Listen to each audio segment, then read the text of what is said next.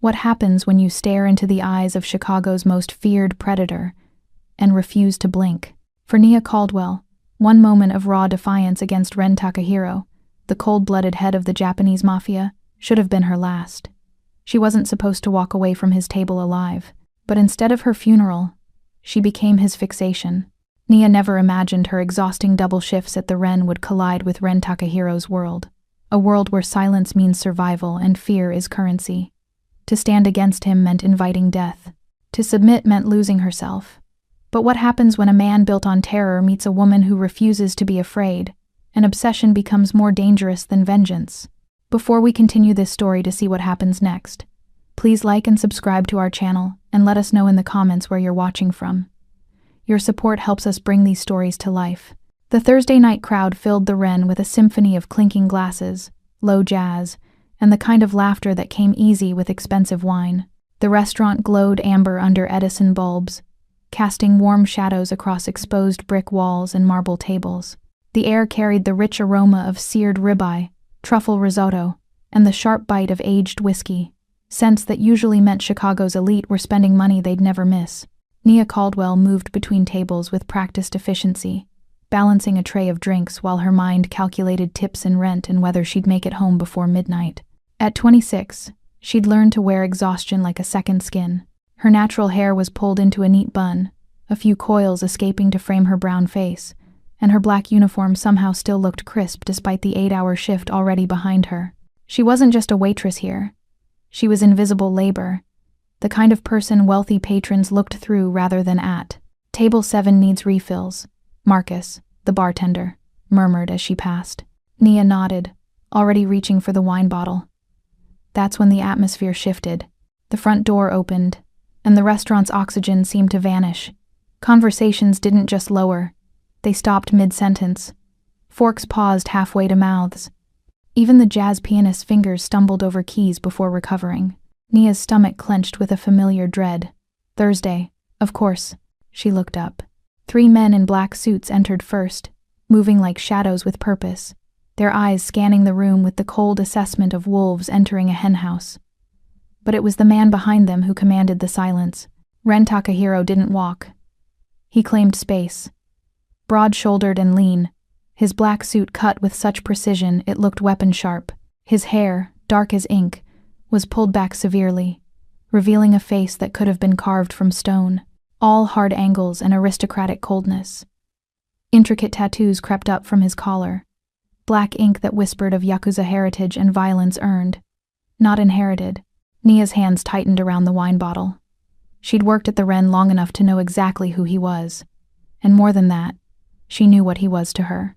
For 6 weeks now, every Thursday without fail, Ren Takahiro had requested her specifically. At first, she'd thought it was coincidence, then preference. Now she knew better. It was ritual, and she was his chosen victim. Her manager, David, appeared at her elbow, his face pale and slick with sweat. His hand gripped her arm too tightly. "Table 12. He's asking for you again." "David, please." Nia's voice dropped to a whisper. "Can't someone else? He tips $2,000 every time he comes here, Nia. 2,000. You serve him, you smile, and you take whatever he gives you. Understand?" She wanted to refuse. God, how she wanted to walk out that door and never come back. But rent was due. Her brother's medical bills were mounting, and jobs that paid this well didn't grow on trees, especially not for women who looked like her. Nia straightened her spine, swallowed the bitter taste of resignation, and walked toward table 12. The memories of the past 6 Thursdays flashed through her mind like a horror reel. The first week, he'd accidentally knocked an entire bottle of Bordeaux into her lap, the wine soaking through her uniform and staining her skin red. She'd spent the rest of her shift sticky and humiliated while he watched with those dead eyes. The second week, he'd grabbed the hem of her skirt as she walked past, tearing the fabric with a sharp rip that made the entire restaurant gasp. She'd had to safety pin it closed in the bathroom, her hands shaking with rage and shame. Week 3. He'd insisted she lean close to hear his order, then poured ice water down the back of her uniform, his expression never changing as she gasped from the shock. Last Thursday had been the worst. He'd criticized everything, her posture, her voice, the way she held his plate. Then, with surgical precision, he'd reached up and pulled the pins from her hair, letting her carefully arranged bun tumble down around her shoulders. "There," he'd said quietly. "Now you look like you belong in the kitchen. Not serving men like me." Her coworkers had stared. No one said a word. No one ever did.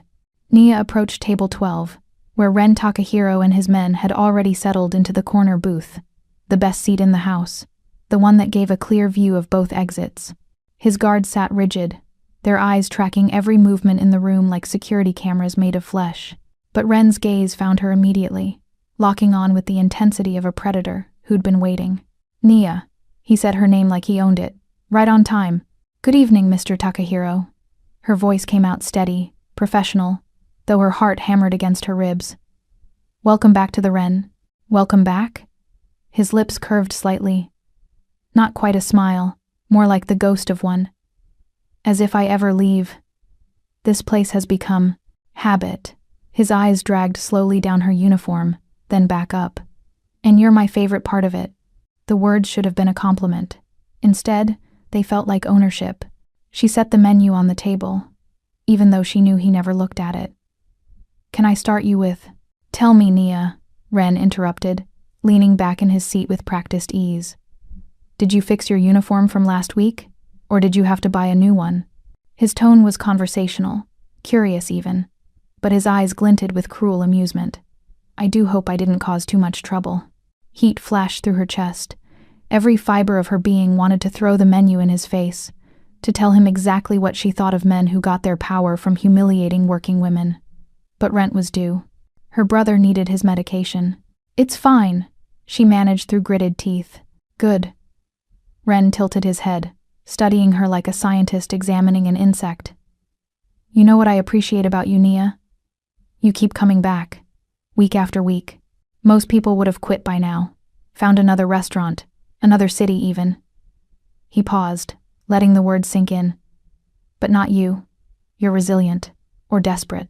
I haven't decided which." "I'll give you a moment to decide on your order," she said, turning to leave. "I've decided." His voice stopped her cold. "Bring me your most expensive steak, rare, and that wine you wore so beautifully 2 weeks ago. The Chateau Margaux, wasn't it? The mention of that night. The way he'd deliberately poured wine all over her made her jaw clench so hard her teeth ached. Nia nodded once and walked back to the kitchen, her hands trembling only when she was out of sight. She pressed her palms against the cold steel counter, breathing deeply, fighting the urge to scream. "You okay?" Marcus asked quietly, his dark eyes concerned. "No," she whispered. "But I don't have a choice."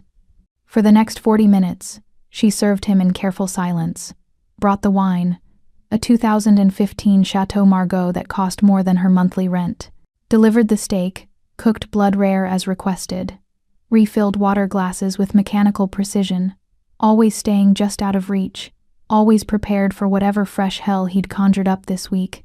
But Ren seemed different tonight, calmer, almost contemplative. He ate slowly, deliberately, each motion calculated. His men never touched their food. They just watched. Maybe, Nia thought with a flutter of desperate hope, maybe tonight he'd just eat and leave. Maybe the ritual was ending. She should have known better. When Nia came to clear his plate, Ren leaned back, dabbing his lips with the cloth napkin. His expression revealed nothing. No satisfaction, no complaint, just that same predatory assessment she'd come to dread. Then, with casual cruelty, he shoved the wine glass toward the table's edge. It tumbled, shattered. Dark red wine spread across the white marble like blood. The restaurant went silent again. "Clumsy," Ren murmured, his voice carrying through the hush. "You know, Nia, after 6 weeks, I'd think you'd have learned to be more careful around my table." He gestured lazily at the spreading wine. "But perhaps some people are just born to make messes." Something inside her cracked. 6 weeks. 6 Thursday nights of abuse, of humiliation, of swallowing rage and shame because she needed this job, needed the money, needed to survive in a city that chewed up women like her and spit them out. And for what? So this man could have his weekly entertainment? So he could feel powerful by making her feel small? Her manager appeared instantly, stammering apologies. "Mr. Takahiro, I'm so sorry. We'll comp your entire— Maybe, Nia said, her voice cutting through the chaos like a blade. If you treated people like they were human, your food wouldn't taste like disrespect. The world stopped. Every eye in the Wren turned toward her. The jazz pianist's hands stilled on the keys. Waiter stood frozen mid-step.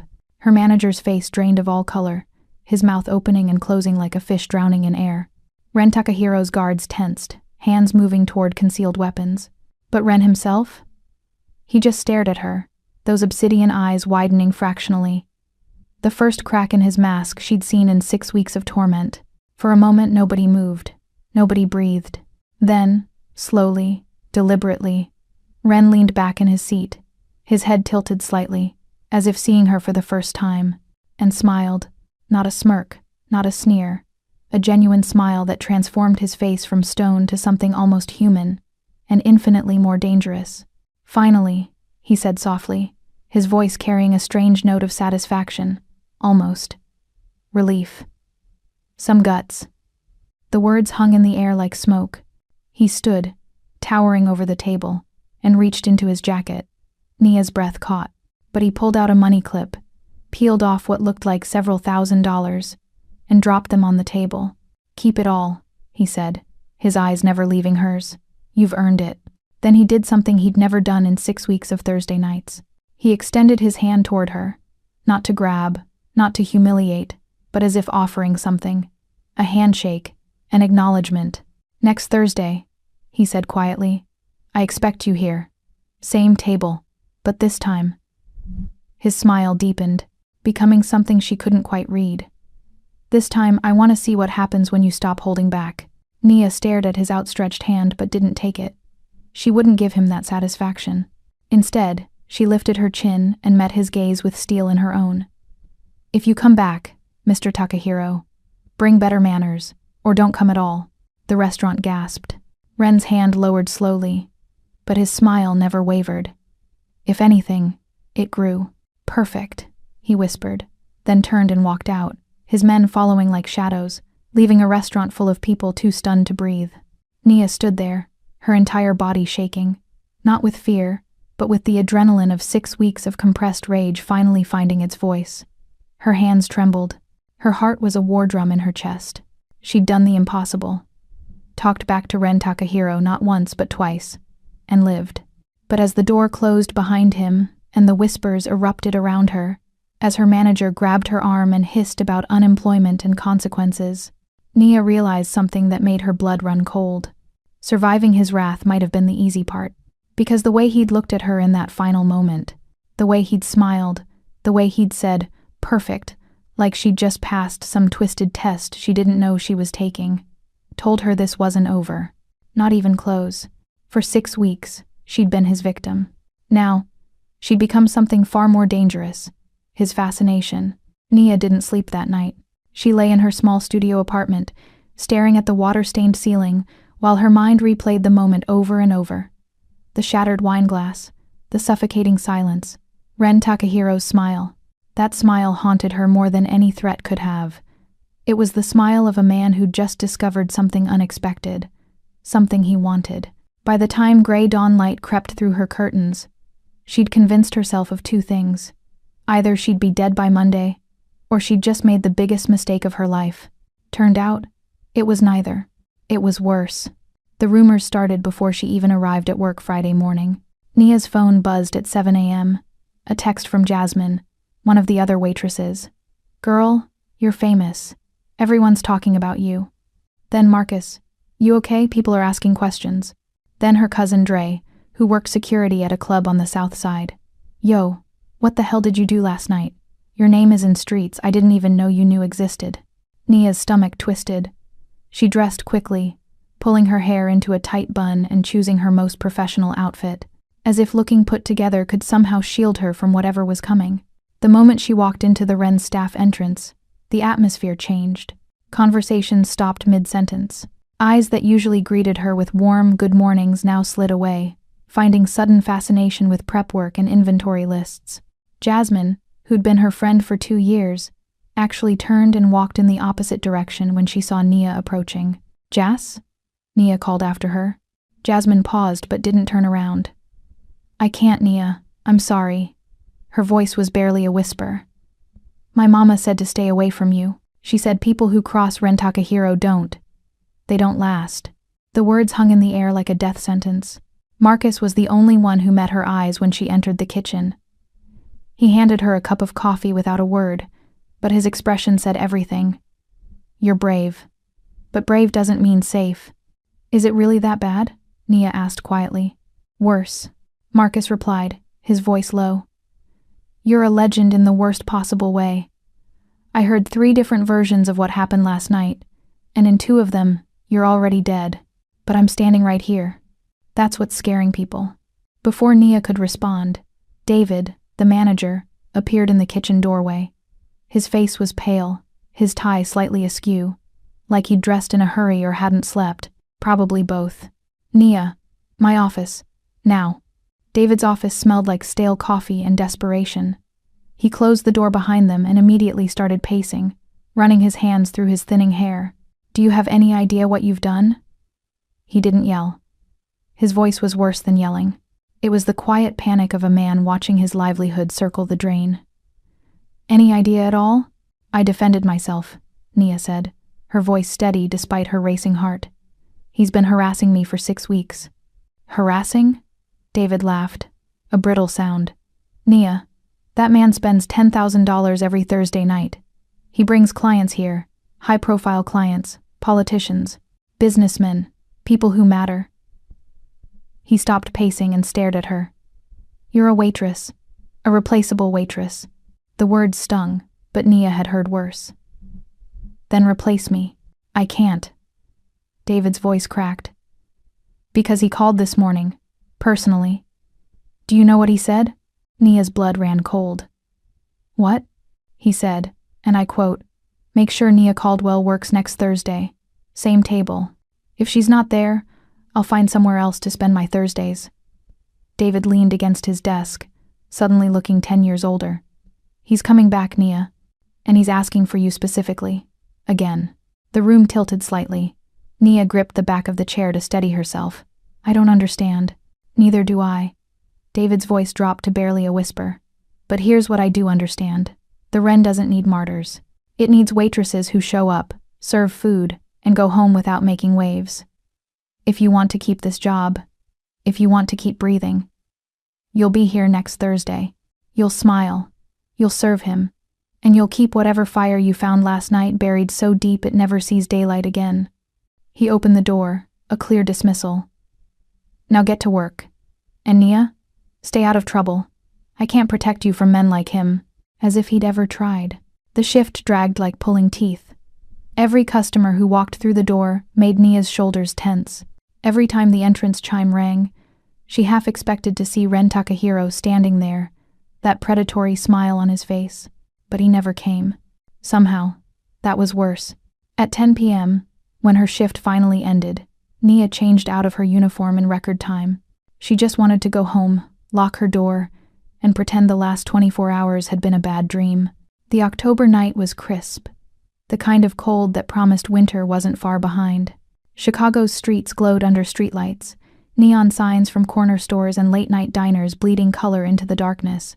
Nia pulled her jacket tighter and started the 15-minute walk to her apartment. She made it 3 blocks before she noticed the car. A black Lexus, sleek and expensive, idling at the curb half a block behind her. Its tinted windows were impenetrable, revealing nothing, but she felt the weight of eyes on her back like physical touch. Nia's pulse quickened. She walked faster, turned a corner. The Lexus followed. She turned another corner, cutting through a side street she normally avoided at night. The Lexus stayed exactly half a block behind, never closing the distance, never falling back, just watching. Her apartment building appeared like salvation. A modest brick structure with a broken security light and graffiti on the ground floor. Nia practically ran up the front steps, her keys already in her hand. The Lexus stopped across the street, engine idling, headlights dark. Nia's hands shook as she fumbled with the lock. Come on, come on, come on. The door opened. She stumbled inside and slammed it behind her, engaging both locks and the chain. Through the door's small window, she watched the Lexus. It sat there for exactly 1 minute. Then, As if satisfied, it pulled away into the night, disappearing around the corner like a ghost. Nia pressed her forehead against the cool door, her breath coming in short gasps. She was being followed, watched, tracked like prey. It took her 5 minutes to work up the courage to climb the stairs to her third-floor studio. Her legs felt like lead, every shadow in the stairwell a potential threat. When she finally reached her door, exhausted and strung out on adrenaline, she almost didn't notice it at first. Then her eyes focused, and her heart stopped. On her doormat, directly in front of her door, sat a single white lily. Perfect, pristine. Its petals were still fresh, as if it had been placed there minutes ago. No vase, no wrapping, no note. Just the flower, its white petals almost glowing in the dim hallway light. Nia's hand flew to her mouth. White lilies. In Japanese culture, they were funeral flowers, symbols of death, of mourning, but they were also symbols of purity, of devotion. She didn't know which meaning Ren intended, and that uncertainty was its own kind of terror. With shaking hands, Nia unlocked her door and stepped inside, leaving the lily where it lay. She couldn't bring herself to touch it, couldn't bring herself to throw it away, either. So it stayed there, a silent sentinel, a message without words. Inside her apartment, Nia locked every lock, checked every window twice, and pulled all the curtains closed. Only then did she allow herself to sink onto her second-hand couch, her body finally giving in to the exhaustion. Her phone buzzed, a text from an unknown number. Her blood turned to ice. She stared at the screen for a long moment before opening it. The message contained only 3 words. "Sleep well, Nia." The phone slipped from her fingers, clattering onto the floor. He knew where she lived. He knew her number. He'd followed her home and left flowers on her doorstep like some twisted suitor. And now he was in her phone, in her messages. 3 words that proved she had no privacy, no safety, no escape from whatever game he'd decided to play. Nia curled into herself on the couch, her mind racing. She should call the police, should report the stalking, the harassment, the threats. But what would she tell them? That a man left her a flower? That he sent her a text that wasn't explicitly threatening? The Chicago PD barely investigated murders in her neighborhood. They certainly wouldn't protect a black waitress from a man with Ren Takahiro's power and connections. She was alone in this. As the night deepened, and the city's sounds faded to distant white noise, Nia finally understood the truth.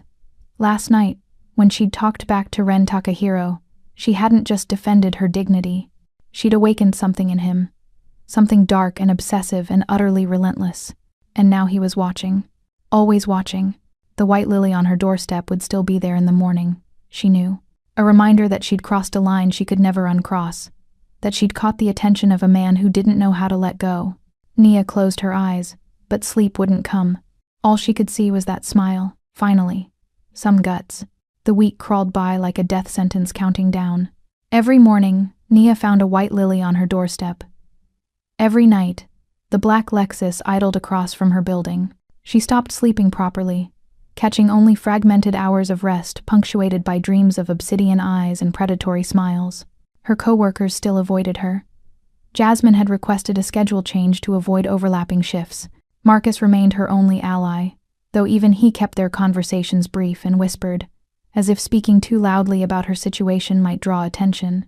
By Wednesday night, Nia had almost convinced herself that maybe Ren wouldn't come, that maybe his interest had been momentary, a wealthy man's fleeting fascination with something unusual, that maybe Thursday would pass like any other night. She should have known better. Thursday evening arrived with the weight of inevitability. The moment Nia walked into the Ren for her shift, she felt it. The electric tension in the air, the way staff members moved with nervous energy, the way David kept checking his watch and adjusting his tie. He called ahead, Marcus murmured as he passed her in the kitchen. Requested table 12. Requested you. 8 o'clock sharp. Nia's stomach dropped. Did he say anything else? Just that he expects proper service. Marcus squeezed her shoulder briefly. You sure you want to do this? She wasn't sure of anything anymore, but she nodded anyway. At 7:55 p.m., the restaurant's ambient chatter died like someone had cut the power. Nia looked up from where she was arranging silverware and saw him. Ren Takahiro entered alone this time. No entourage. No guards flanking him like attack dogs. Just him in a charcoal suit that probably cost more than her yearly rent. His dark hair pulled back, that same unreadable expression on his carved features. But something was different. He didn't command the space the way he had before. He didn't need to. His presence was quieter now, more contained, like a blade sheathed but still dangerous. His eyes found her immediately, and for a heartbeat, something passed between them. Acknowledgement, perhaps, or recognition of a line they'd both crossed. David materialized at her side, his hand gripping her elbow. "Remember what I said. Professional, courteous." "No." "I know." Nia cut him off, pulling free. She straightened her uniform, lifted her chin, and walked toward table 12. Ren watched her approach with the focused attention of a man studying a puzzle he was determined to solve. As she reached the table, he stood. Actually stood, a gesture of courtesy she hadn't expected. Nia. Her name on his lips sounded different than it had before. Less like ownership, more like something she couldn't name. "Mr. Takahiro." She kept her voice professional, neutral. "Welcome back to the Ren." "Ren," he corrected quietly. "I think we're past formalities, don't you?" She didn't respond, just held out the menu. He glanced at it but didn't take it. "I have a question for you," he said, settling back into his seat with fluid grace. "And I want you to answer honestly." Nia's pulse quickened. "I don't owe you honesty." His lips curved, not quite a smile, but close. "No, but I'm asking anyway." He leaned forward slightly. "That night, when you talked back, were you trying to die, or were you trying to live?" The question caught her off guard. She'd expected mockery, intimidation, the same cruel games he'd played for 6 weeks. Not this. Not genuine curiosity. "I was trying," she said slowly, "to keep my dignity." Dignity. He repeated the word like he was tasting it, testing its weight. "How much is dignity worth to you, Nia? Is it worth your life? Is your pride worth everyone's fear?" She countered. For a moment, Ren just stared at her. Then he did something extraordinary. He laughed. A real laugh, quiet and brief, but genuine. It transformed his face completely, erasing years of coldness and revealing something almost human underneath. "Fair point," he conceded. Then his expression shifted back to that unreadable mask. "I'll have whatever you think I'd like." Nia blinked. "I'm sorry?" "You heard me." He closed the menu and pushed it toward her. 6 weeks. You've served me what I ordered. Tonight, I want to see what you choose. What you think a man like me deserves. It was a test. Everything with him was a test. Nia could have chosen something cheap, petty revenge for weeks of humiliation, or something safe, middle of the road. Instead, she chose truth. "I'll be back," she said. In the kitchen, her hands worked on autopilot while her mind raced. What did a man like Ren Takahiro deserve? What would satisfy someone who'd probably tasted every luxury the world offered? She chose the Wagyu ribeye, the most expensive cut on the menu, cooked rare enough to still bleed. Not because she was trying to impress him, but because men like Ren understood power, and power tasted like blood and money. She paired it with Yamazaki 18, a Japanese whiskey that cost $200 a pour.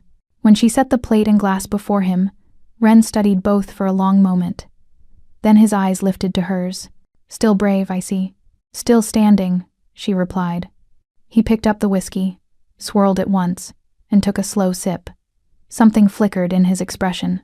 Surprise, maybe, or approval. "You know Japanese whiskey. I know what power tastes like." "And what does it taste like?" "Expensive," Nia said. "And lonely."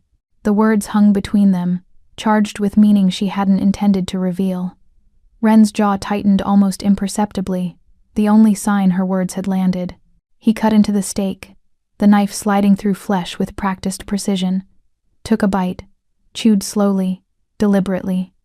His face revealed nothing, but he took another bite, then another. "Sit," he said quietly. "I'm working." "Sit, please." The please surprised her more than anything else had. Against her better judgment, Nia slid into the seat across from him, hyper-aware of every eye in the restaurant watching them. "Why do you keep coming back here?" she asked. "Why me?" Ren set down his fork, his dark eyes locked on hers. Because everyone in my life says yes. To everything. Always. They bow and scrape and tell me what they think I want to hear. He leaned forward, his voice dropping. But you? You told me my food tasted like disrespect. You looked at me like I was just a man. Do you have any idea how rare that is? So, I'm entertainment. No. His response was immediate, sharp. You're real. In a world made of smoke and mirrors and people who disappear when I stop looking at them, you're the only thing that feels solid. He paused. That feels true. Nia's breath caught. This was more dangerous than his cruelty had ever been. This honesty, this glimpse behind the monster's mask. I should get back to work, she said, starting to rise. Nia. He didn't raise his voice, but she stopped. I'm not trying to scare you. I wanted you to know that. She looked back at him. This complicated man who was feared and powerful and utterly alone. You don't scare me anymore, she said quietly. You confuse me. And that might be worse. When his meal was finished and she brought the check, Ren left 10 $100 bills on the table. Underneath them, a simple card in elegant script. Courage looks good on you. He stood, buttoned his jacket, and paused beside her, close enough that she could smell cedar and smoke, close enough to feel the warmth radiating from him. Next Thursday? He asked. It wasn't a command this time. It was a question. Nia didn't answer. She just held his gaze until he nodded once and left, walking out into the Chicago night alone. Later, when she counted her tips, she found the $1,000 and the card. Her fingers traced the words, elegant handwriting that somehow seemed vulnerable despite its perfection. Marcus appeared at her shoulder. You okay? I don't know, Nia admitted. I really don't know. Because the man who'd tormented her for 6 weeks had just revealed something she never expected to find: humanity. And that made everything infinitely more complicated. The envelope arrived on Monday morning. Nia was hunched over her laptop, staring at her bank account and trying to figure out how to stretch her last paycheck to cover rent, groceries, and her brother Devin's prescriptions. When someone knocked on her door, she wasn't expecting anyone. Hadn't been expecting anyone since the white lilies started appearing. Through the peephole, she saw no one. Just empty hallway. But when she opened the door cautiously, she found a cream-colored envelope on her doormat. Heavy paper. Expensive. Her name written in that same elegant script from the card. Her hands trembled as she opened it. Inside was a letter from her landlord. She scanned it once, then again, certain she'd misread. Dear Miss Caldwell, we are writing to inform you that your rent has been paid in full for the next 6 months by an anonymous benefactor. Please see the attached receipt for confirmation. The paper slipped from her fingers. 6 months. Someone had paid 6 months of her rent. That was over $9,000. She knew exactly who. The phone rang an hour later.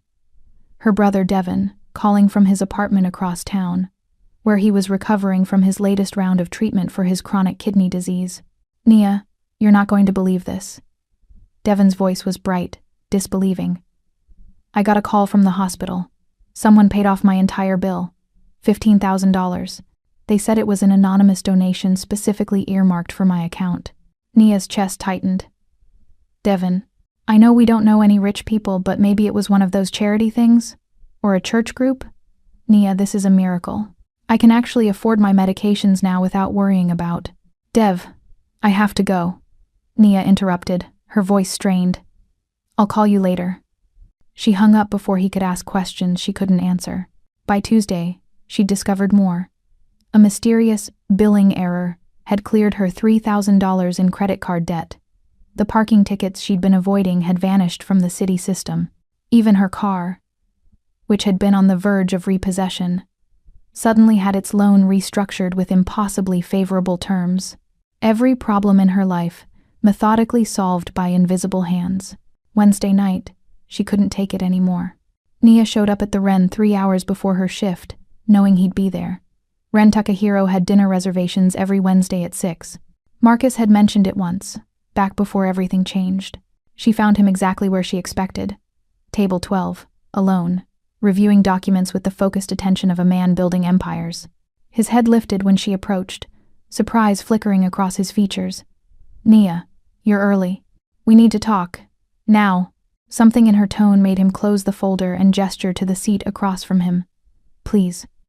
She didn't sit. Stop. Stop what? You know exactly what.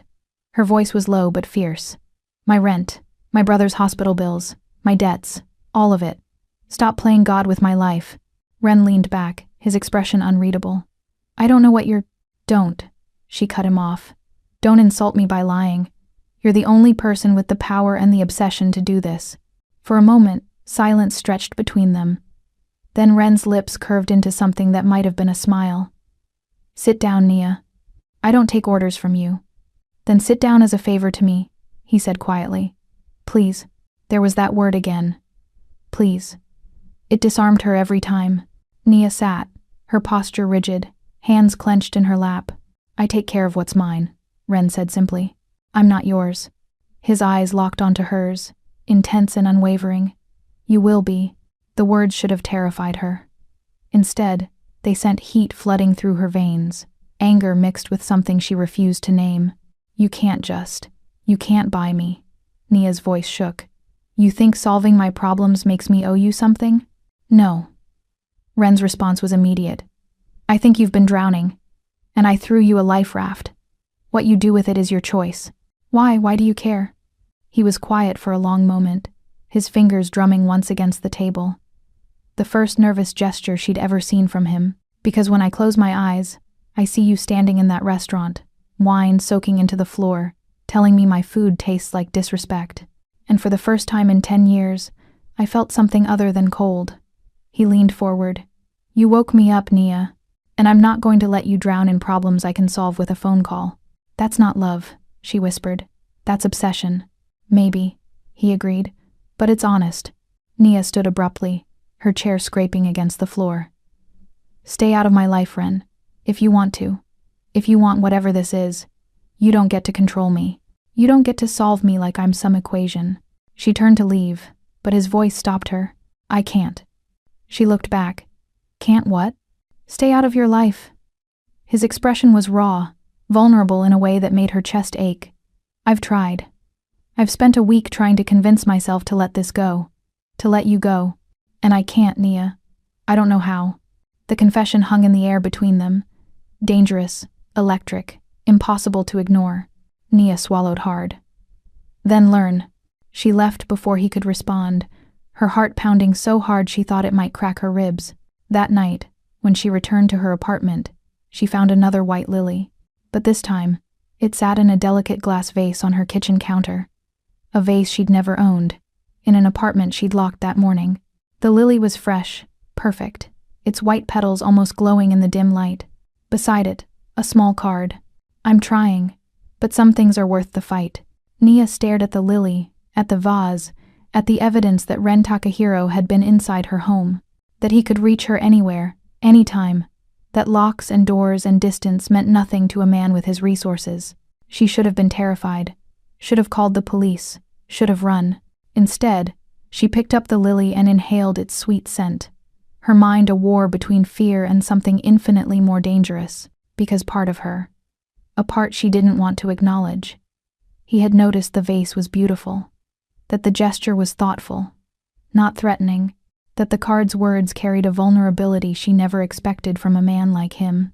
Nia set the lily back in its vase and sank onto her couch, staring at it as the city lights filtered through her curtains. She was in dangerous territory now. The kind where the line between captor and savior blurred, where obsession wore the mask of devotion. And the most terrifying part? She wasn't sure she wanted him to stop. November brought early snow to Chicago. Fat white flakes drifted through the night air, muffling the city's usual cacophony into something almost peaceful. The kind of snow that made everything look clean, new, like the world was being given a chance to start over. Nia's Thursday shift had run late. A private party, demanding customers, tips that would help her feel less guilty about the rent she hadn't technically paid. It was nearly midnight when she finally changed out of her uniform and stepped into the cold. The alley behind the Wren was the fastest route to the main street, a narrow passage between brick buildings that most people avoided after dark. But Nia had walked it 100 times, and tonight, with snow falling like a blessing, it felt almost safe. She made it halfway through before she realized she wasn't alone. You shouldn't walk alone at night. Nia's heart stopped. She spun around to find Ren Takahiro standing at the alley's entrance, snowflakes catching in his dark hair, his long black coat making him look like a shadow given form. Jesus Christ, she breathed, pressing a hand to her chest. Are you trying to give me a heart attack? I'm trying, he said, walking toward her with measured steps. To make sure you get home safely. By lurking in alleys like a serial killer? By waiting 3 hours in the cold to walk you home. He stopped a few feet away, close enough to speak quietly but far enough to give her space. Your shift ended at 11. It's now midnight. I was starting to worry. Nia stared at him, at this impossibly powerful man who looked almost vulnerable in the falling snow, and felt her anger war with something softer. You can't keep doing this, she said. Following me, watching me, breaking into my apartment to leave flowers. I know. Then stop. I can't. His voice was quiet, almost lost in the snow. You talk to me like I'm not supposed to scare you. You don't, Nia lied. Ren took a step closer, his dark eyes searching hers. Liar. You're terrified. I can see it in the way your hands shake when you serve me, the way you check over your shoulder when you walk home. You're afraid of me. Yes, she admitted, but not the way you think. Then how? She swallowed hard, the truth clawing its way up her throat. I'm afraid of what happens if I stop fighting you. I'm afraid of what it means that sometimes, when I find those lilies, I'm relieved instead of scared. I'm afraid that you're not the monster I need you to be. Ren went very still. Snow gathered on his shoulders, his hair, making him look almost ethereal in the amber streetlight bleeding into the alley. You think I'm hiding behind power, he said finally. That I use fear because I'm afraid to be seen. Maybe you're right. He took another step forward.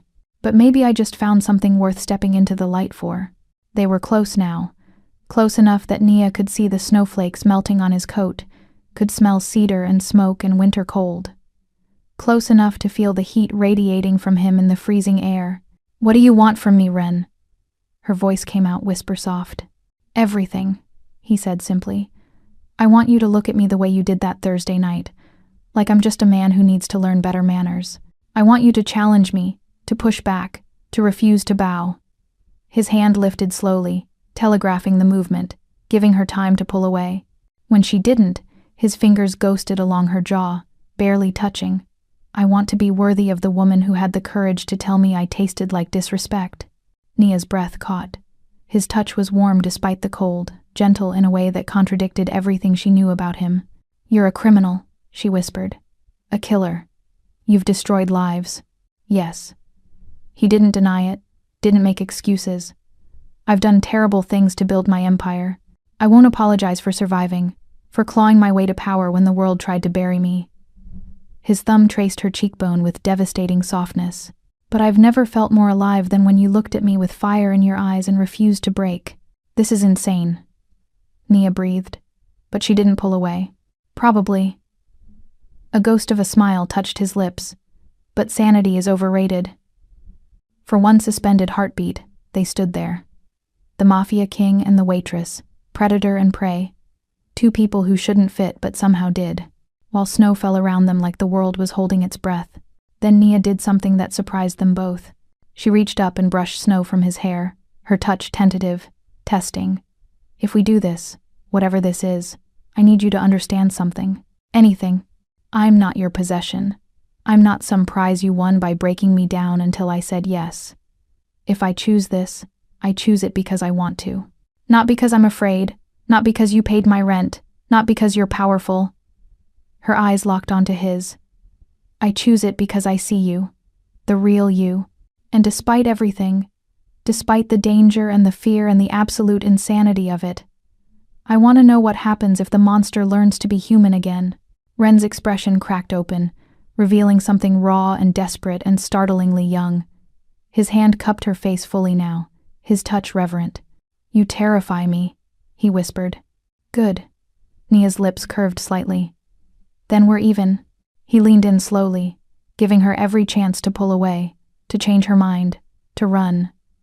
But Nia stayed rooted, her heart thundering as his lips brushed hers, soft, questioning, nothing like the cruel man who'd tormented her for weeks. The kiss was gentle, almost chaste, but it burned through her like fire. When he pulled back, his eyes were dark with emotion. I don't know how to do this. How to be gentle. Then we'll learn together, Nia said. They stood there in the snowy alley, two impossible people finding something possible in the space between fear and trust. Let me walk you home, Ren said finally. No cars, no watching. Just let me make sure you're safe. Nia nodded, and together they walked through the snow-quiet streets of Chicago, the Mafia king who'd learned to feel again, and the waitress who'd taught him how. When they reached her building, Ren paused at the steps. Thursday? He asked. Thursday, she confirmed. He smiled, genuine and warm and almost hopeful, then disappeared into the falling snow like a dream. Inside her apartment, Nia found another lily, but this time the card read simply, "Thank you for seeing me." She held the card against her chest and smiled, her hands trembling, but this time, not from fear. The gold-embossed card arrived on a Friday afternoon, slipped under Nia's door with the silence of a ghost. She found it when she came home from grocery shopping, her arms laden with bags, exhaustion pulling at her bones. The envelope practically glowed against her worn doormat. Cream-colored paper so thick and expensive it felt like fabric between her fingers. No return address, no postage, just her name in that familiar elegant script. Inside, a single card, dinner, 8 p.m., Saturday, the Black Lantern. Don't make me wait, no signature. But the weight of the paper, the gold embossing catching the hallway light, the sheer audacity of the summons. She knew exactly who it was from. Nia should have thrown it away, should have ignored it, blocked his number, maybe even left Chicago like she'd been considering. But her fingers traced the embossed lettering, and she remembered the taste of his kiss in the snow, the vulnerability in his eyes when he'd said, "You terrify me." Against every instinct screaming at her to run, she decided to go. The Black Lantern sat in a part of Chicago most people only whispered about, the kind of establishment that didn't advertise, didn't need to, where power brokers and criminals made deals that never saw daylight. The building was understated from the outside, just a black door with a brass lantern hanging above it, but the two men flanking the entrance in expensive suits told a different story. Nia approached in the only dress she owned that felt appropriate, a simple black sheath she'd worn to her mother's funeral 3 years ago. Her natural hair fell in soft curls around her shoulders, and she'd lined her eyes with the precision of someone preparing for battle. The guards assessed her with cold efficiency. One spoke into a hidden earpiece, then nodded and opened the door. Inside, the Black Lantern was a study in controlled decadence. Low lighting, all amber and shadow, the air thick with cigar smoke and expensive cologne, jazz bleeding from hidden speakers, the kind of sultry, dangerous music that made you want to confess sins you hadn't committed yet. Leather booths lined the walls, occupied by men and women who looked like they owned pieces of the world. A hostess in a black cocktail dress materialized. "Miss Caldwell, this way, please." She led Nia through the main room, past tables where conversations died as she walked by, past stairs that assessed and dismissed her in seconds. They climbed a spiral staircase to a private second floor where the music was softer, the lighting more intimate, and there, at a table overlooking the main floor through one-way glass, sat Ren Takahiro. He stood as she approached, that same courtesy that always caught her off guard. Tonight he wore a black suit with a subtle charcoal pinstripe, no tie, his collar open just enough to reveal the edge of his tattoos. His dark eyes tracked her movement like she was the only thing in the room worth watching. "You came," he said, and she heard relief underneath the words. "You summoned," Nia replied, stopping at the table but not sitting. "Very romantic. I especially love the 'don't make me wait' part. Really set a respectful tone." His lips curved. "Would you have come if I'd asked nicely? Guess we'll never know." They stared at each other for a beat, then Ren gestured to the chair across from him. "Please, sit. I promise I'll be on my best behavior." "That's what I'm afraid of," Nia murmured, but she sat. A waiter appeared immediately with champagne. Dom Perignon, the label read, probably worth more than her car. Ren poured for both of them with practiced grace. "I didn't come to eat," he said, setting down the bottle. "I came to see if your fire still burns." Nia picked up her glass, studying him over the rim. "And if it doesn't?" Then I've made a mistake." His expression was serious, unguarded. "And I'll let you walk away. Just like that?" "Just like that." She didn't believe him, but she took a sip of champagne anyway, bubbles bursting on her tongue, expensive and cold and somehow lonely tasting, just like she'd told him power would be. "Why am I here, Ren?" "Because I'm trying to do this right." He leaned forward, his hands clasped on the table, a position that was almost vulnerable, almost pleading. "I know how we started. I know I was cruel, that I hurt you, that I have no right to ask for anything from you. But I'm asking anyway." He paused. "Have dinner with me, not as the man who tormented you, as the man who wants to know what makes you laugh, what you dream about, what you see when you look at the stars." Nia's chest tightened. "You're a crime lord, Ren. You don't get to have romantic dinners and pretend you're something you're not." "I'm not pretending." His voice was low, intense.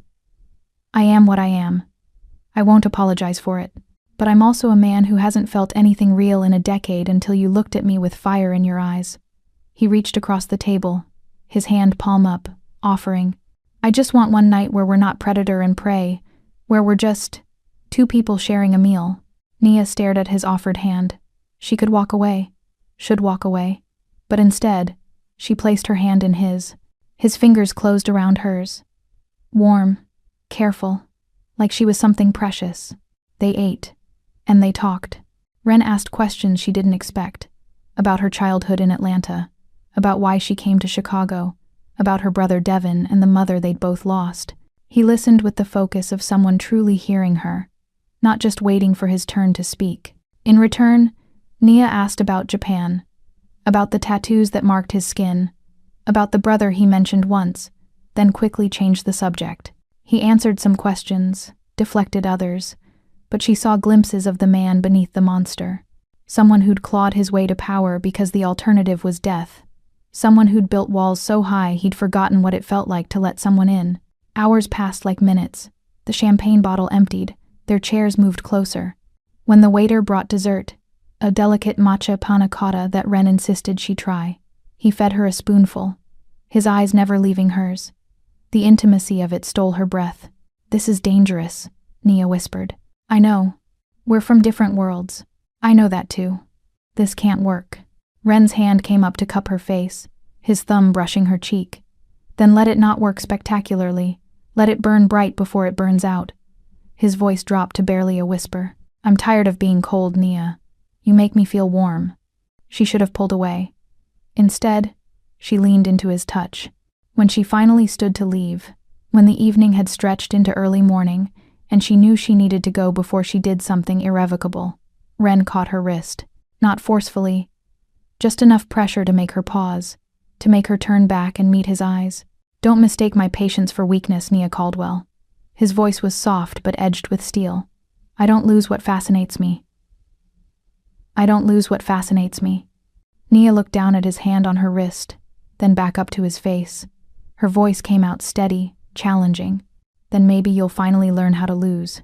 She pulled free gently and walked away, feeling his eyes on her back the entire time. In the car, he'd insisted on sending her home in.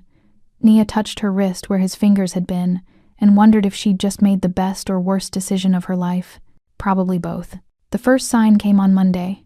Nia returned from a grocery run to find her apartment door hanging slightly open. The lock mechanism scratched and dented. Her heart dropped into her stomach as she pushed the door wider, half expecting to find her home ransacked, her few valuable possessions gone. But everything was exactly where she'd left it. The TV still sat on its stand. Her laptop remained on the coffee table. Even the $20 in cash she kept in her kitchen drawer was untouched. Nothing stolen, nothing obviously broken. Just the clear message, "We can get to you whenever we want." Nia called the police. They came, took a report with barely concealed boredom, and told her it was probably kids looking for drug money who got spooked. When she mentioned that nothing was taken, the officer shrugged. "You got lucky." But Nia knew better. This wasn't luck. This was a message. The question was, from who? By Wednesday, 3 of the Wren's waitstaff had quit without notice. Jasmine, who'd avoided Nia for weeks, left a resignation letter citing personal safety concerns. Marcus pulled Nia aside during their shift, his expression grave. "People are scared," he said quietly. Word's gotten around about you and Takahiro. Some people think you're his girlfriend, others think you're bait. Either way, nobody wants to be near you when things get messy. Things aren't messy, Nia protested weakly. Marcus gave her a look that said you can't possibly believe that. That night, as Nia walked to her car after closing, a man in a black suit stepped out of the shadows. She recognized the type immediately. Expensive clothes, cold eyes. The kind of man who solved problems with violence. Nia Caldwell? Her hand tightened on her keys, threading them between her fingers. A makeshift weapon. Who's asking? I'm a messenger. He held up his hands, showing he was unarmed. My boss wanted me to deliver a message. What boss?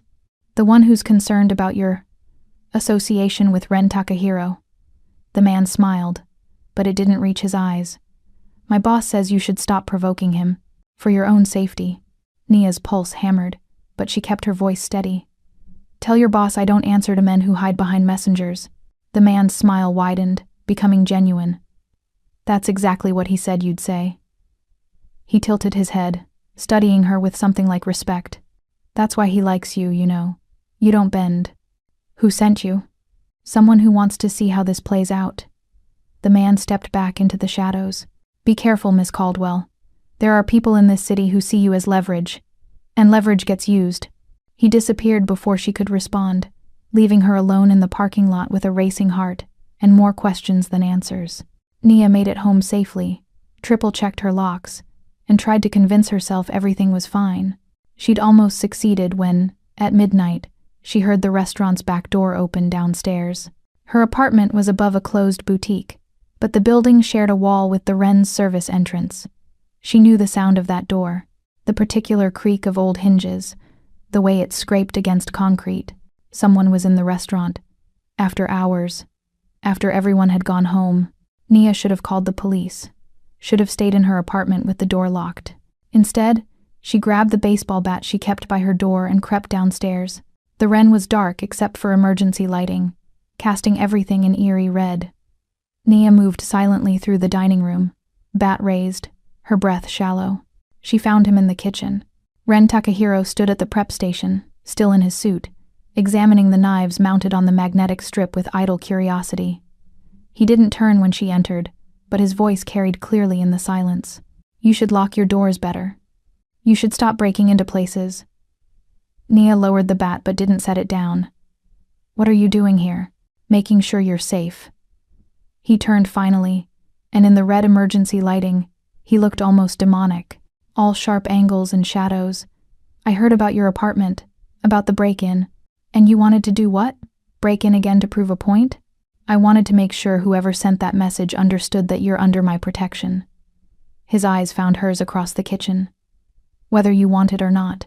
I don't need your protection. Yes, Ren said quietly. You do. Because my enemies think you're my weakness now, and they'll use you to get to me. Nia's stomach dropped.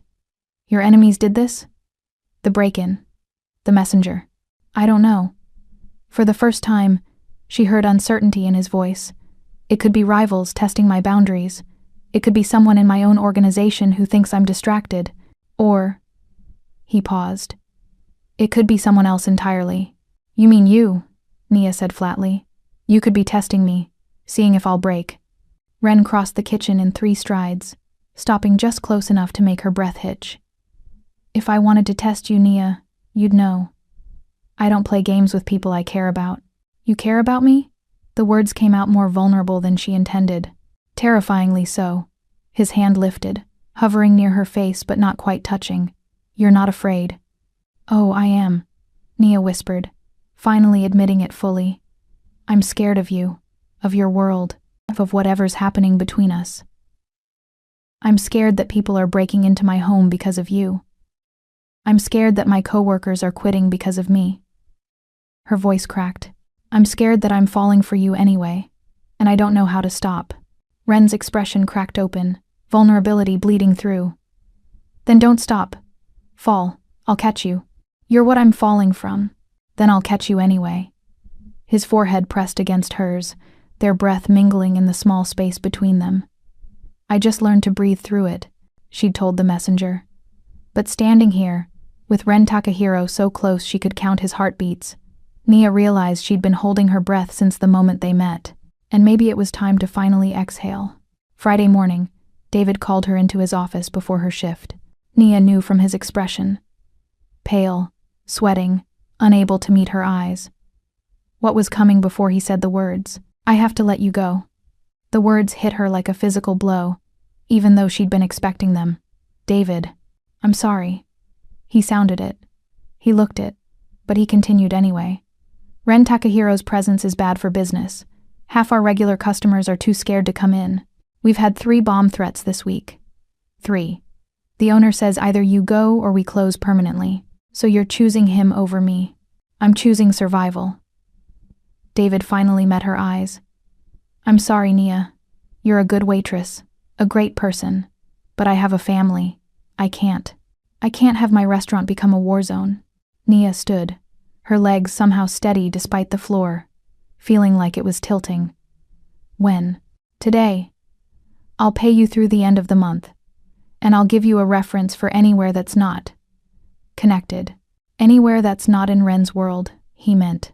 Nia grabbed her purse, her jacket, and walked out of the Ren for the last time. She made it 3 blocks before the rage hit. All of it. The weeks of humiliation, the break-in, the fear, the isolation, losing her job. All of it crystallized into pure, white-hot fury. Ren Takahiro had crashed into her life like a wrecking ball and destroyed everything in his path. And for what? Because she'd talked back once? Because she'd made him feel alive? Nia didn't go home. She got in her car and drove to the one place she knew she'd find him. The Black Lantern was closed during the day, but the door was unlocked. She walked past the empty bar, up the spiral staircase, and found Ren in a private office overlooking the main floor. He looked up from paperwork, surprise flickering across his face. "Nia, why are you doing this to me?" She didn't yell. Her voice was low, controlled, vibrating with fury. "Why can't you just leave me alone?" Ren stood slowly, his expression careful. "What happened?" "I got fired. Because of you. Because your presence makes me radioactive. Because people are more scared of you than they care about me." Tears burned in her eyes, but she refused to let them fall. "You've taken everything from me. My safety, my job, my peace of mind. What else do you want?" "You." The word was simple, devastating. "I want you." "You can't have me." The words exploded out of her. "I'm not some prize you win, some possession you claim. I'm a person, Ren, a person whose life you've destroyed." He crossed the room in seconds, but stopped just short of touching her. "Then let me rebuild it. I don't want your money." "Not money." His voice was fierce, urgent. "A place beside me. Not as a plaything, not as some kept woman. As my equal. As my partner." He reached for her hands, and this time she didn't pull away. "No one has ever looked at me and seen more than a weapon, Nia. Until you. You see the man underneath the monster. And I need that. I need you." "I didn't come here to save you," Nia whispered, tears finally spilling over. "I came to stop you, to make you leave me alone so I can have my life back." "Then stop me." Ren's hands tightened on hers, his voice dropping to barely a whisper. "Tell me to walk away, and I will. Tell me you feel nothing, and I'll disappear from your life forever. Tell me this is one-sided, that Saturday night meant nothing, that the kiss in the snow was a mistake." His eyes searched hers desperately. "Tell me, Nia, and I'll believe you." She opened her mouth. The words were right there. "Leave me alone. I feel nothing. You're a mistake." But they wouldn't come, because they'd be lies. "I hate you," she whispered instead. "I know. You've ruined my life. I know. I should walk away right now and never look back." "You should." Ren's forehead pressed against hers. "But will you?" Nia closed her eyes, feeling the tears track down her face, feeling the warmth of him, the solid reality of the most dangerous man in Chicago standing before her, vulnerable in a way she knew he'd never been before. "I don't know," she admitted.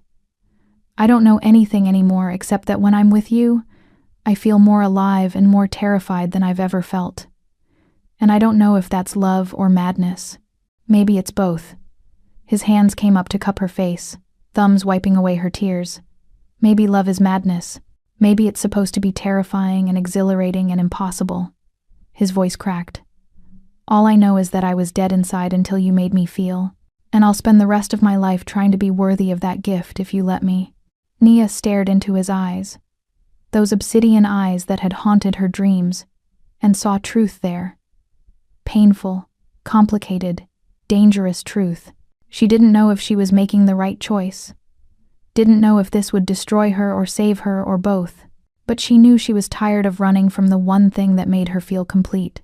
If I do this, she said slowly, if I choose you, we do it my way. No more games, no more tests, no more stalking or surprises or solving my problems behind my back. You want me as your equal? Then treat me like one. Anything, Ren breathed. And you have to promise me something. What? That you'll try to be better. Not perfect. Not some reformed saint. Just better than the man who humiliated me for 6 weeks. Better than the man who breaks into apartments and follows people home. Her voice softened. Be the man who kneeled in the snow and asked me to teach him how to be human again. Ren's expression shattered into something so vulnerable it made her chest ache. I promise. I'll try every day, for the rest of my life, to be the man you deserve. I don't need perfect, Ren. I just need honest. Then honestly? He pulled her closer, until there was no space left between them. I'm terrified. I have no idea how to do this. I'll probably mess it up spectacularly, but I want to try. With you. Only you. Nia's hands fisted in his shirt, pulling him down until their lips were a breath apart. Then we'll figure it out together. When they kissed, it felt like falling and flying simultaneously, dangerous and exhilarating and exactly right. December came to Chicago with a vengeance. The blizzard started on a Tuesday evening, the kind of storm that shut down highways and turned the city into a ghost town. Snow fell in sheets, wind howling between buildings, the entire world reduced to white noise and cold. Nia stood in the Ren, not as an employee anymore, but as someone saying goodbye. She'd come to collect her final paycheck, to box up the few personal items she'd left in her locker, to close this chapter of her life. Her bags were already packed at home. She'd made the decision a week ago. Leave Chicago, start over somewhere Ren's shadow couldn't reach. Maybe Atlanta, back where she'd come from. Maybe somewhere new entirely. She hadn't told him yet. Couldn't bring herself to say the words that would end this before it really began. But staying felt impossible. Every day brought new complications. Threats from Ren's enemies, judgment from people who saw her as either a gold digger or a victim, the suffocating weight of being the one soft spot in a hardened criminal's armor. She loved him. God help her, she loved him. But love wasn't always enough. Nia locked the restaurant's front door for the last time. David had given her the honor, a small gesture of apology, and stepped out into the blizzard. The snow was already ankle-deep, the streets empty except for the occasional car crawling past, headlights barely penetrating the white curtain. The wind cut through her coat like knives, stealing her breath. She made it 3 steps before she saw him. Ren Takahiro stood beneath the streetlight across from the Ren, his long black coat dusted white with snow, his dark hair plastered to his face. He looked like something out of a dream, or a nightmare. Beautiful and dangerous and utterly alone. How long have you been standing there? Nia called over the wind. Long enough to realize you're leaving. Her breath caught. How did you? I know you, Nia. He crossed the street slowly, each step deliberate against the wind. I know the look in your eyes when you're saying goodbye. He stopped a few feet away, close enough to be heard, but far enough to give her space. I came to change your mind. You can't. I know. Snowflakes caught in his eyelashes, melting on his cheeks. But I had to try. They stared at each other while the storm raged around them, 2 people caught between staying and leaving, between safety and desire. Every Thursday, Ren said finally, his voice barely audible over the wind. I came to the Ren to control everything. My business, my empire, my emotions. I sat at that table and reminded myself that I was untouchable, unreachable, incapable of weakness. He took a step closer. Then you spoke, and I lost control of everything that mattered. Ren, I tried to scare you, to break you, to make you bow so I could prove to myself that you were like everyone else. Another step. But you weren't. You aren't. You looked at the monster and saw the man, and it terrified me more than any bullet or blade ever could. Tears froze on Nia's cheeks as they fell. I can't do this. Your world is too dangerous too. I know. He was close now. Close enough to touch. I know what I'm asking is unfair. That you shouldn't have to risk everything for a man who's done terrible things. That you deserve better than a life lived in shadows. His voice broke. But I'm asking anyway. Then, to her complete shock, Ren Takahiro dropped to one knee in the snow. What are you doing? Nia whispered. From his coat pocket, he pulled a small velvet box. His hands shook as he opened it, revealing a simple silver band. No diamonds, no ostentation, just elegant simplicity. I can destroy men, he said, looking up at her with eyes full of desperate hope. I can dismantle empires with a phone call. I can make entire families vanish before sunrise. But I can't destroy this. He gestured between them. What is this? She breathed. You. His voice was raw. You're the one thing I can't control, can't dominate, can't survive without. And I'm done trying. Snow fell between them. The world narrowed to just this moment. The Mafia king kneeling before the waitress who'd taught him how to feel. Don't be my possession, Ren said. Be my equal. Be my conscience. Be the reason I stay human when every instinct tells me to be a monster. Be the woman who had the courage to tell me I tasted like disrespect, and stay brave enough to tell me when I'm wrong. Be my partner, my home. His voice dropped to barely a whisper. Be mine, and let me be yours. Nia's hands covered her mouth, tears streaming freely now. You terrify me, then we're even. A ghost of a smile touched his lips. Because you terrify me too. You make me want to be better, and that's the most frightening thing I've ever felt. She looked down at him. This impossible man who'd broken her world apart and was now offering to rebuild it into something entirely new. This man who'd humiliated her and stalked her and somehow, impossibly, made her fall in love with him. If I say yes, Nia said slowly, everything changes. No more games, no more secrets. You don't get to make decisions for me. You don't get to protect me by keeping me in the dark, and you definitely don't get to scare away everyone I care about. Agreed. And we do this legitimately. I won't be the girlfriend of a crime lord. If we're building something together, we're building something legal, something clean. Ren's jaw tightened, but he nodded. It'll take time. Years, maybe. But I'll do it. For you, I'll walk away from everything I built. Not for me, Nia corrected. For us. For the life we could have if you let yourself have it. She held out her hand. Stand up, Ren. I don't need you on your knees. I need you beside me. He stood, snow cascading off his coat, and slipped the ring onto her finger with shaking hands. It fit perfectly. Of course it did. He'd probably had her finger sized weeks ago through some invasive but oddly thoughtful means. I don't know how to do this, he admitted. How to be someone's partner instead of their king. Then we'll figure it out together. Nia pulled him close, her arms wrapping around his neck. But fair warning, I'm going to be terrible at playing Mafia girlfriend. I'll probably embarrass you at fancy events and tell your associates exactly what I think of them. Good. His arms circled her waist, holding her like she might disappear if he loosened his grip. I don't want you to change. I fell in love with a woman who had the courage to defy me. Stay that woman forever. You love me? Devastatingly, he whispered against her hair. Completely, dangerously, in every way a man can love a woman who's become his entire world. Nia pulled back just enough to see his face, to see the truth shining in those obsidian eyes that had haunted her since the first Thursday. Then show me, she said. Show me every day that choosing you was the right choice. Show me that the man I fell in love with is stronger than the monster you used to be. Show me that love can exist even in the darkness. Every day, Ren promised, for the rest of our lives. When they kissed, the blizzard seemed to pause, the wind dying to a whisper, the snow falling gentler, the whole world holding its breath for two impossible people finding their way to each other. They stood there as the storm raged back to life around them, the waitress and the Mafia king, holding onto each other like anchors in the chaos. Her bags could stay packed. Chicago could remain dangerous. His world could still be full of shadows and violence. But they'd face it together.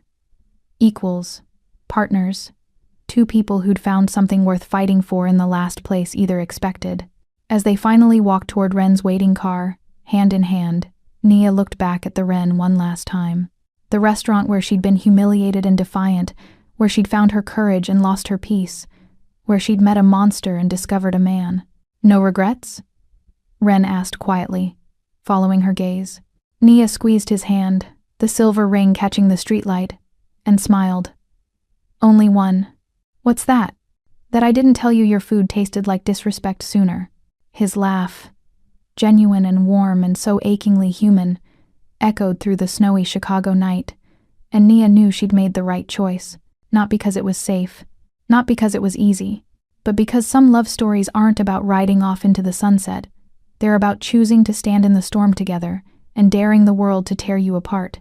And Nia Caldwell had never been one to back down from a dare.